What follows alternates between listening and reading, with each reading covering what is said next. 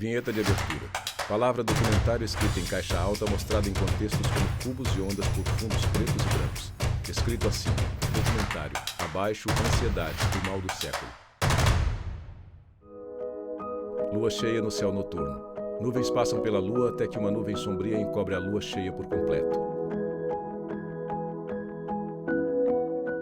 Desde a infância, Fernanda eu já Quaranta, tinha professora. alguns indícios de que eu era uma pessoa ansiosa, mas a minha família não tinha muita compreensão, né? Eu acho que até o diagnóstico é uma coisa relativamente recente, e essa compreensão não existia na época, mas eu sempre fui uma criança com indícios de ansiedade, eu sempre roí unha, sempre tive o hábito de arrancar a pelinha da boca quando eu estava nervosa, de arrancar um pedacinho da bochecha também, até puxar fio de cabelo, enfim. A meia-luz mulher estrala os dedos das mãos. Em 2014, eu comecei a sentir assim, umas sensações estranhas dentro de uma sessão de cinema, assim, dentro da sala de cinema. E nessa época eu achava que fosse, sei lá, algum problema, não sei, alguma indisposição, né? Alguma coisa mais simples assim. No dia seguinte eu senti novamente, fui no hospital e não tinha nada de errado, assim, no sentido do corpo, biológico, assim, não tinha nada de errado. À meia-luz, homem movimenta as páginas de um calendário. Eu lembro que a gente estava vendo um filme quando ele Pablo Rodrigues, nutricionista. pediu para parar, né? Ele falou: para o filme que eu tô passando mal. Aí eu já fiquei assustado, né? Porque até então ele não tinha apresentado nenhum sintoma, né? Aí ele foi pro quintal de casa, ele pegou e disse assim, fui atrás dele, né? Ele: não, me deixa só. Aí ele tava andando pelo quintal, né? Tentando respirar, tentando se acalmar. E ele pegou e falou assim: não, Pablo, vai pro quarto. Se em 20 minutos eu não voltar, tu vem aqui atrás de mim, que provavelmente eu desmaiei. Homem respira ofegante. Ao menos 18,6 milhões de brasileiros têm algum distúrbio relacionado à ansiedade. Fonte: Organização Mundial da Saúde. A ansiedade, o estresse, a melancolia, a depressão, são elementos que vêm crescendo nos últimos 10 anos. Quer dizer, a gente vive numa sociedade que ela Paciani, cobra sociólogo. de nós a eficácia, ela cobra de nós o êxito, ela cobra de nós a produtividade, e num tal grau que nem sempre a gente consegue corresponder. A gente pode imaginar Arthur que a Scarpato, gente vive psicoterapeuta. num contínuo que vai num estado de segurança, num extremo, para um estado de ameaça, de perigo, quando a gente se sente ameaçado, em perigo, vulnerável. E não só nós, seres humanos, Antônio Egídio temos Nardi, ansiedade. coordenador do Laboratório de Pânico e Respiração da UFRJ. Também têm ansiedade, no sentido de evitar o predador. Quando um animal sabe que determinada região, situação, ele pode enfrentar um perigo, ele vai tomar uma providência com antecedência para evitar aquele perigo. E nós, seres humanos, também temos essa característica animal de evitarmos determinados perigos. Quando a gente se vê frente a um perigo detectável, identificável, a gente está no estado de medo. E quando a gente está frente a um perigo vago, uma expectativa de perigo, de algum risco que a gente tem, a gente está no estado de ansiedade. Então é aí que começa a patologia, quando a pessoa começa a imaginar que ela pode estar, a partir de alguma reação do corpo dela, vai ter um ataque cardíaco, vai desmaiar, ou que a partir de alguns pensamentos negativos ela pode imaginar que ela está enlouquecendo. Agora, às vezes a ansiedade sai do controle, ela começa a prejudicar a pessoa, então a ansiedade passa a ser patológica. Porque a ansiedade adaptativa ela tem uma característica que ela desaparece assim que o problema é resolvido. O professor dá a aula e acaba a ansiedade, o aluno faz a prova, acaba a ansiedade. Mas a ansiedade patológica, ela é crônica, ela dura até uma vida inteira se a pessoa não se tratar. E ela prejudica o indivíduo. Quando no estado de muita ansiedade, a gente vai entrando numa restrição, vai ficando com medo de fazer coisas, a pessoa vai ficando com evitações. Então ela vai restringindo e limitando a vida dela. Eu ficava tão ansioso que eu não conseguia, por exemplo, ficar numa fila de um restaurante aquilo, por exemplo. E isso acaba te travando, né? Essa carga de ansiedade muito grande acabou me travando a ponto de, às vezes, não conseguir sair de casa mesmo. Assim. No ano de 2018, com todo aquele contexto político, eu acabei ficando muito, muito sensível na época e um belo dia eu paralisei. Eu não conseguia entrar na sala de aula, eu não conseguia fazer nada. Simplesmente fiquei de cama, com a roupa do corpo e sem conseguir levantar e só chorava. Pingos de chuva molham o lago. Tipos comuns de transtornos de ansiedade. Transtorno de ansiedade generalizada, síndrome do pânico, fobias. Existem vários transtornos de ansiedade. Talvez o transtorno de ansiedade mais comum sejam as fobias que nós chamamos de fobias específicas. Pessoas que têm pavor, um medo excessivo, uma fobia a pequenos animais, a tempestades, a sangue, a altura, a lugares fechados. Enfim, são situações do cotidiano que normalmente não nos causam nenhum tipo de problema maior, mas essas pessoas têm um verdadeiro pavor. Eu já notava algumas situações. Por exemplo, teve um período que a gente terminou, né? A gente brigou e a gente ficou um tempinho separado. Ele me falou que ele tinha medo de dormir só, né? Ele tinha medo de dormir com a porta do quarto fechada, ele deixava a porta do quarto aberta, ele tinha medo do escuro, ele tinha medo da porta do guarda-roupa. Outro quadro também de transtorno de ansiedade muito comum é o transtorno de pânico. O transtorno de pânico é um transtorno de ansiedade aguda. A pessoa está bem, está, por exemplo, conversando, está num cinema, está até dormindo, está assistindo uma aula, de repente começa a passar mal.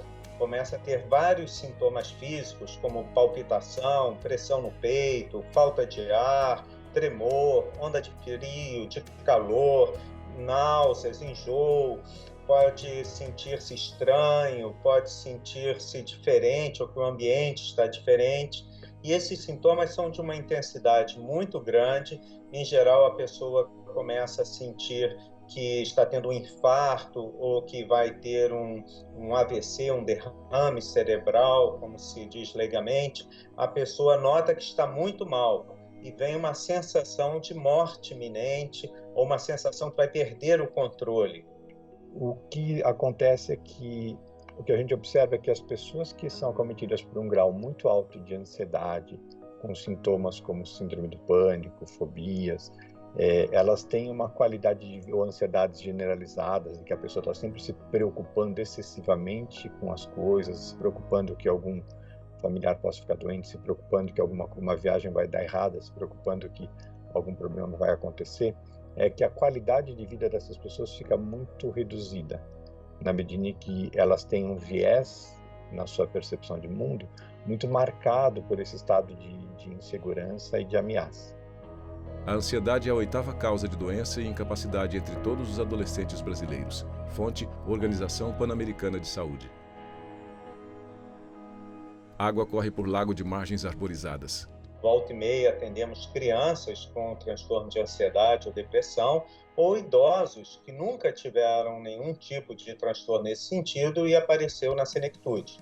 Mas o período da vida mais comum disso aparecer é final da adolescência, adulto jovem, então entre os 15 e 30 anos de idade. Pode acontecer em todas as fases da vida, mas é mais comum na experiência do adulto jovem, no início das crises de pânico, tá? Enquanto que os sintomas de ansiedade, as suas várias manifestações, eles podem acontecer ao longo da vida. A ansiedade infantil Paola Laporte, tá psiquiatra.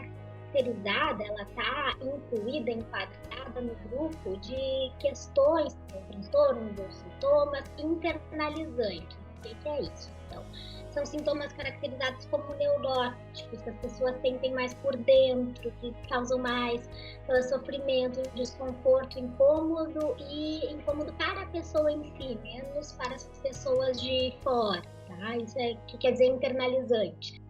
Um dos fatores é a maturação cerebral. O nosso cérebro, ele está sempre em formação. Nosso cérebro não é um órgão estanque, como antigamente se pensava. O cérebro é um órgão que está sempre em formação, sempre produzindo novos neurônios e novas conexões neuronais. Entretanto, no final da adolescência, início do que nós chamamos adulto jovem, é um momento onde o cérebro ele completa praticamente a sua formação e muitos dos nossos transtornos mentais começam a aparecer nesse período. Na infância e na adolescência a gente pode citar medos específicos, medos de situações específicas, como medo escuro, de palhaço, de dormir sozinho, medos sociais, fobias sociais, que seria mais uma questão de medo, enfim, de questões sociais, de ir para a escola, conviver com outros amigos, se expor. Depois temos a ansiedade de separação, que é o medo de que aconteça algo muito ruim com uma figura de ligação, pai, mãe ou alguém que a criança seja muito próxima. Temos mais na vida adulta transtorno do pânico, que seriam mais crises de ansiedade com sintomas físicos. Menina olha desanimada para bolo com velas acesas. Mãe sorridente ao lado dela. A doença mental ela não é só mental, ela é também um sintoma do seu tempo, ela é um sintoma social também. Quer dizer, se internava, até os anos 70, se internava em manicômios usuários de drogas. Então, o usuário de droga ia para um manicômio, né? E se percebeu depois dos anos 80 que o usuário de droga ele não é um louco, é um outro tipo de problema que ele possui. Portanto, o tratamento tem que ser diferente, né? Quer dizer, o manicômio recebia muita gente que não era louca, né? Que não tinha distúrbio mental. Tinha outros tipos de distúrbio. E até distúrbios mentais que não tem que ir para o manicômio, o tipo de tratamento é outro, né? A psiquiatria brasileira como um todo, ela tem tido um grande avanço científico. A produção científica em psiquiatria no Brasil é uma das melhores do mundo. Lei da Reforma Psiquiátrica. Lei nº 10.216, de 6 de abril de 2001. Artigo 3º. É responsabilidade do Estado o desenvolvimento da política de saúde mental com a devida participação da sociedade e da família. O Brasil passou por um processo, a partir da aprovação da Lei 10.216, Leonardo Pinho, presidente da Associação Brasileira de Saúde Mental. De consolidar uma política pública no Brasil de um novo olhar, uma nova forma de cuidado e tratamento dos usuários da rede de saúde mental ao que outras drogas. Se a gente vê há mais de 30 anos atrás, o Brasil passou por um processo de um cuidado asilar, baseado nos antigos manicômios. Aí a gente tem que tomar também uma perspectiva histórica. Um dos países que mais investiu a partir da segunda metade dos anos 80 no movimento antimanicomial foi o Brasil. O Brasil, principalmente depois da Constituição, da consolidação do Sistema Único de Saúde, se mudou a forma de cuidado e tratamento. Então, em vez do modelo asilar, nós começamos a fazer um modelo de cuidado e de tratamento de base comunitária, tendo centros de atenção psicossocial, centros de convivência, as residências terapêuticas, que é quando essas pessoas saem dos antigos hospitais psiquiátricos e vão para os bairros, para as cidades. Sala de estar e quarto de residência terapêutica. Fica o estigma também, o preconceito também impõe a essas pessoas, às vezes, dificuldade de procurar apoio.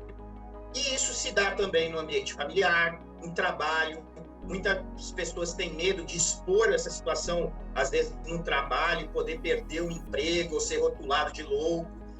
Transtorno mental foi o terceiro motivo mais comum para afastamento do trabalho no Brasil em 2019. Fonte Previdência Social.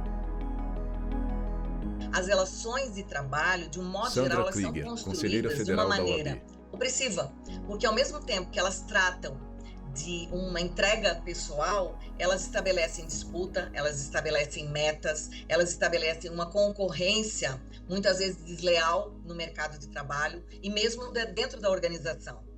Em ambientes competitivos, ambientes relacionados a muito estresse, aumenta a chance da pessoa vir a ter um transtorno de ansiedade ou mesmo uma depressão e que o gatilho seja o trabalho. Inclusive, existe até um termo hoje ligado a isso, chamado de burnout. O burnout nada mais é do que um transtorno de ansiedade ou uma depressão muito associada ao trabalho. Burnout significa apagar a chama que é apagada. E essa chama que é apagada, ela vem de um processo justamente que começa muitas vezes na ansiedade e que não é reconhecido, que não é visualizado no ambiente de trabalho. Quando a situação é extremada, aí nós temos, pela Organização Internacional do Trabalho, o diagnóstico de uma doença. Então, hoje o afastamento por burnout já é reconhecido por empresas e poder público como uma doença ocupacional, que na verdade é a queima, né, integral daquela capacidade que nós temos de reagirmos e lidarmos com as vicissitudes, sermos resilientes, porque a gente não consegue mais o enfrentamento, porque o nosso corpo não consegue mais processar aquela situação. Então, num contexto de um trabalho hiperflexibilizado, que as pessoas não têm perspectiva de futuro, obviamente que a gente tem problemas relacionados à saúde mental, à saúde do trabalhador. E aí também temos um novo tipo de exigência com as novas tecnologias. Hoje, por exemplo, uma empresa aciona o trabalhador à noite, fora do ambiente de trabalho. Por quê? Porque ele tem o famoso redes sociais. Às vezes você tem uma pressão de ritmo de trabalho que extrapola o horário de trabalho das pessoas. Então está se manchando aquela divisão entre o que era trabalho, o que é descanso, o que é lazer. Eu acho que tem muito a ver, sim, com o lugar e com a profissão que a pessoa escolhe, né? No meu caso foi totalmente, porque, né, a gente trabalha muito sob pressão, né? E, né, num set de filmagem. E tem a pressão e tem a carga horária também, que faz você não descansar muito, né?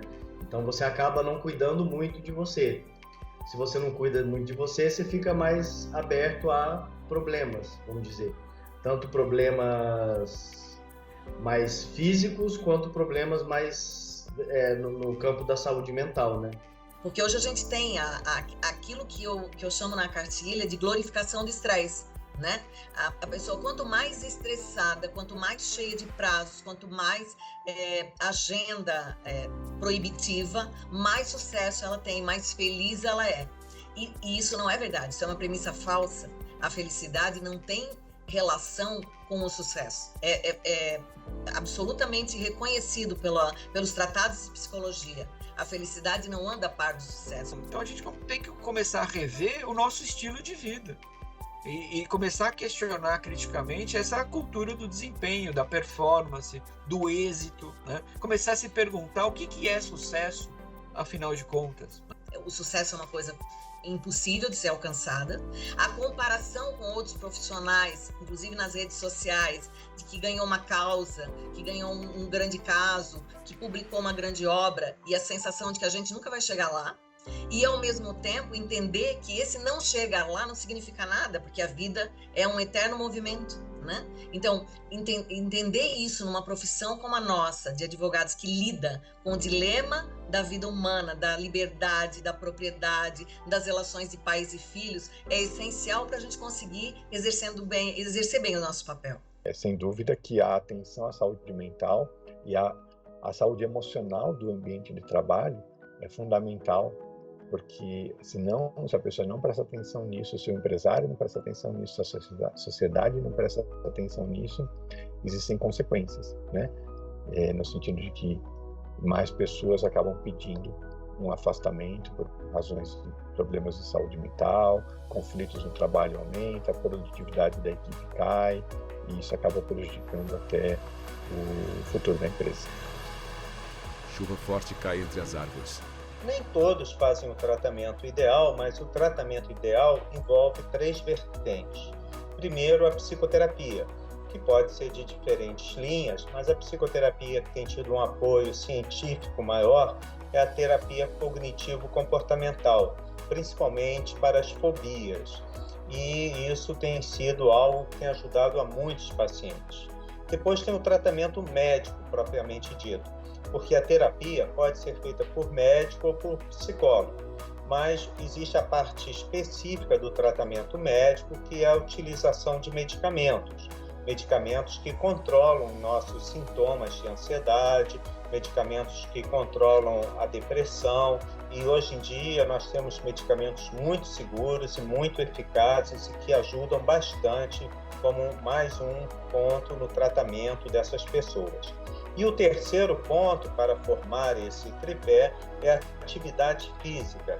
Atividade física regular está comprovado cientificamente que ajuda, seja na ansiedade, seja na depressão. A gente precisa entender que tem umas questões muito importantes. O tratamento da ansiedade, a gente precisa regular o nível de ansiedade, ou seja, a pessoa tem um estado de ansiedade muito alto, e esse estado de ansiedade ele é alimentado por preocupações. Então ela tem um nível de ansiedade, depois essa ansiedade por uma preocupação ela sobe. Quando ela começa a acalmar de novo, essa ansiedade sobe de novo.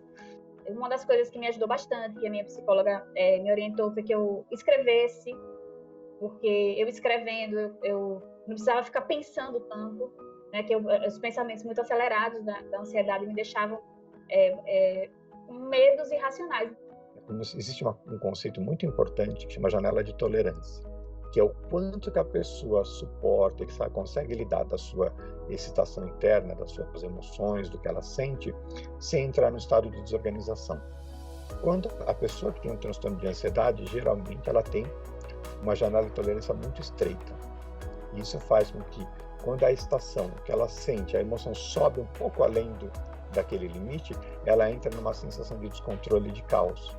E aí ela começa a entrar em ansiedade muito intensa. Então esse é o modelo fundamental de tratamento para transtorno de ansiedade. Regulação emocional, aumento de tolerância para aumentar a janela de tolerância e o processamento das memórias traumáticas. Quando esse tratamento ele em si não é o suficiente para que a pessoa possa superar o seu transtorno de ansiedade, a gente pede também que a pessoa passe por um psiquiatra para que ela tenha um acompanhamento de um psiquiatra para tomar medicação que ajudaria também ela a estabilizar essas crises de ansiedade. A gente já tem bem definido medicação para transtorno de ansiedade, inibidores seletivos da recaptação da serotonina, os indicados ajudam. Aí tem, enfim, técnicas de relaxamento, de respiração, que ajudam bastante, terapia cognitivo-comportamental, principalmente visando a estimular que a criança enfrente seus medos. Nas últimas décadas, a psicologia foi incluindo influência do pensamento oriental, da psicologia budista, do pensamento das práticas de meditação plena nas técnicas e teorias psicológicas de base científica. Então, todo o trabalho com mindfulness, né, com atenção plena, toda a utilização de um treinamento de uma atitude mental diferente em relação ao sofrimento. Porque inicialmente a atitude que se predominava era: se existe um sofrimento, então a gente precisa se livrar dele. E isso o que se descobriu aqui, isso acaba criando no mundo mental um conflito interno onde gera muito sofrimento e a pessoa com medo das suas reações de ansiedade fica mais ansiosa. Então, como lidar é sempre tentar estimular, fazer com que a criança não evite, né? Com que a criança se exponha, com que a criança tente enfrentar e melhorar os seus medos, assim, né? Porque no fundo de todos os tipos de ansiedade há um medo exagerado.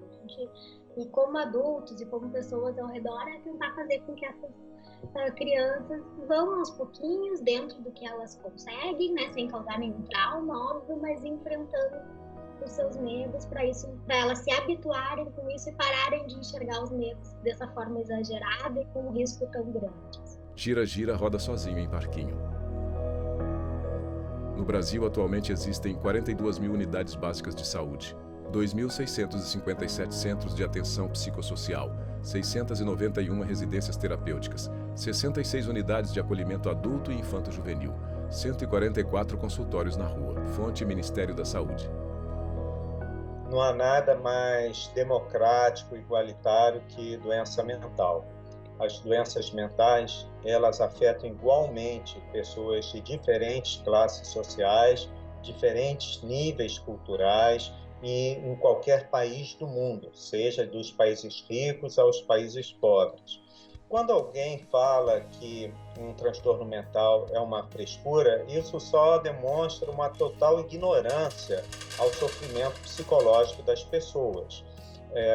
O sofrimento psicológico é muitas vezes até pior do que o sofrimento físico e faz com que as pessoas sofram intensamente. Mas o que a gente procura no tratamento psicológico é conseguir olhar o que está acontecendo com aquele sujeito no seu mundo interno e nas suas relações, né? Então, se a gente consegue ter essa compreensão oferecer essa ajuda, o que a gente observa é que a pessoa vai aumentando a sua capacidade de regulação, ela vai se reconectando com os seus princípios, com a sua vida, com o seu corpo, e vai se reconectando nos vínculos que são importantes para ela, e vai encontrando o seu propósito de vida. Eu ainda tomo remédio. Pôr do sol. Eu não acho que seja uma, e talvez aí seja a coisa mais dura, né? Eu não acho que seja uma doença que se cure. Eu acho que é uma doença que se aprende a conviver com ela. Tem momentos que eu estou muito bem, tem momentos que eu estou um pouco mais para baixo, tem momentos que eu estou mais ansioso, tem momentos que eu estou menos ansioso, mas eu acho que esse aprendizado de se conviver com esse problema é muito importante, ao invés de buscar uma cura, sabe? Porque quando você tem uma recaída, as recaídas sempre assustam muito. Eu hoje estou me sentindo muito mais forte, mais autoconfiante. Eu estou conseguindo levantar.